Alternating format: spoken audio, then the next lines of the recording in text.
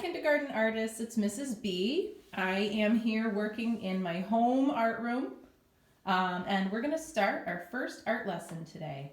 You probably remember your last project at Goodwin School was making a portrait, and we used these basic shapes to build a portrait of ourselves.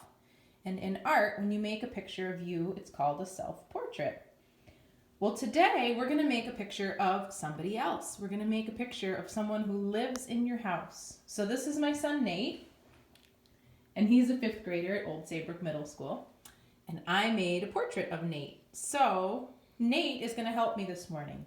We're going to start by warming up our art muscles by practicing our shapes in the air. So Nate's going to show us how we practice our oval with a straight arm, locking our elbow in the air 3 times. And he's using his whole arm. Now Nate is going to show us how we do a square. And a square has how many sides? 4 sides. Now we're going to practice our wide rectangle, and this will be what you used for the main part of your portrait's body. Wide rectangle. Awesome, so he's doing that 3 times. The last shape we will need is our narrow rectangle. You're going to use this 4 times. You're going to use it on the arm, the leg, the leg. So tall, narrow rectangle.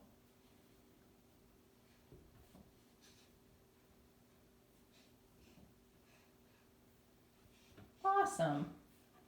So now that our art muscles are all warmed up, you're going to choose a person in your house to do a portrait of.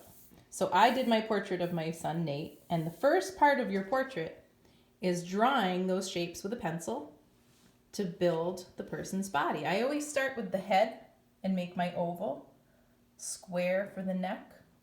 Then I go on to the body and I use my wide rectangle, narrow rectangles for the arms and legs. And then I go in and I add my details after. I add the arms and attach them to the body. I add the hands, the feet. I like to outline everything in black when I'm all done and then color it in. Your very last step is to write "this is," and then ask the person how to spell their name so that you can remember what your first portrait was, who you did a portrait of. So that is our project for today. We'll say bye to Nate. Bye, Nate. Have fun making your art today. I miss you all so much.